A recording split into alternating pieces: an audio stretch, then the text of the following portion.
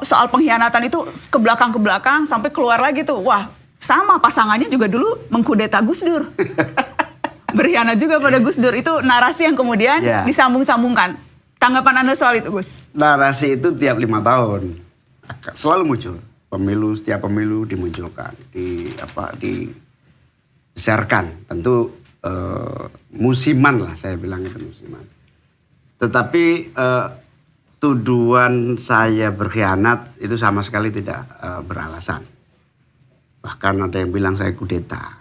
Yang benar adalah bahwa justru saya dikudeta. Dikudeta oleh orang-orang yang kemudian Gus Dur memberhentikan saya. Bahkan saya dengan ikhlas berhenti dari ketua umum. Saya nonaktif. Hampir 1 tahun saya menyatakan terima atas pemberhentian Gus Dur. Bahkan termasuk yang paling langka. Semua orang yang dipecat Gus Dur ngelawan. Satu-satunya ketua umum yang dipecat Gus Dur tidak ngelawan hanya saya. Bahkan setelah saya serahkan, kemudian kepemimpinan diambil alih oleh Ali Maskur dan Yeni. Ali Maskur sebagai wakil ketua umum, Yeni sebagai sekjen, terjadi kepemimpinan lebih kurang 1 tahun. Dan saya tidak ikut-ikut, saya kembali menjadi salah satu ketua.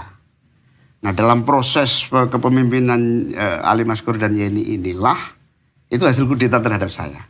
Dan saya terima, nggak ada masalah. Tapi di situ karena nggak legitimate, bukan ketua umum, maka harus mengganti ketua umum supaya bisa daftar ke KPU.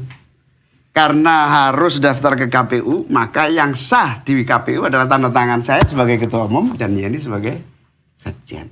Maka dititik temukan supaya saya bisa berdaftar. Itu tidak bisa terjadi. Karena tidak bisa terjadi, maka kita cari jalan supaya PKB bisa ikut daftar. Jalan yang paling singkat itu apa? Legalitas. Legalitas atas kepemimpinan. Nah, saya ketua umum, tanda tangan sendiri dengan wakil sekjen, nggak mungkin. Ali Maskur wakil ketua umum, tanda tangan dengan sekjen, nggak bisa diterima KPU. Kayaknya dicoba, itu pun gagal. Begitu gagal, ya sudah, kita cari jalan. Salah satu-satunya jalan adalah pengangkatan Yeni sebagai sekjen itu nggak sah. Karena Yeni diangkat bukan muktamar, Yeni diangkat sebagai sekjen di tengah jalan. Nah, penggantian itulah berkonsekuensi agak ribut segala macam.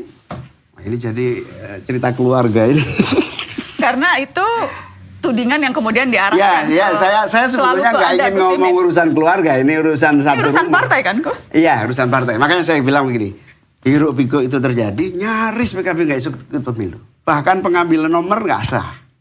Karena dia merasa sekjen yang punya hak sama Ali Maskur, saya ketua umum nggak punya sekjen. Akhirnya kita cari jalan, pengangkatan Yeni sebagai sekjen itu nggak sah memang. Penunjukan mendadak. Dari situlah penggantian sekjen Yeni kembali ke sekjen yang asal.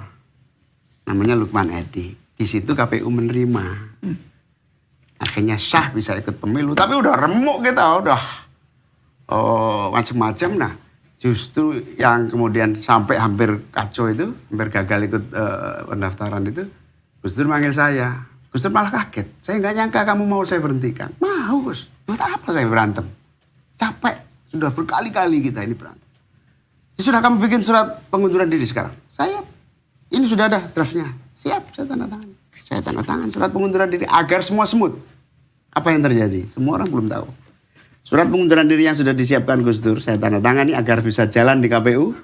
Saya kasih kepada Gus Dur. Apa yang terjadi, Gus Dur? Luar biasa. Surat saya terima, men, tapi tolong kamu sendiri yang simpen. Nanti kamu keluarkan kalau benar-benar saya membutuhkan. Sampai hari ini tidak pernah diminta Gus Dur, surat itu ada di tempat saya. Ini behind the sign yang sesungguhnya itu ini. Sehingga alhamdulillah bisa lolos ikut pemilu. Masih ada surat itu, Gus? Ada, masih ada sampai sekarang. Dan itu jimat yang tidak boleh ada saksi-saksinya juga yang akan terjaga. Nah, itulah. Jangan dibalik-balik, saya mengkudeta Gus Dur. Saya yang dikudeta. Tetapi saya terima, saya enggak. Itulah yang terjadi.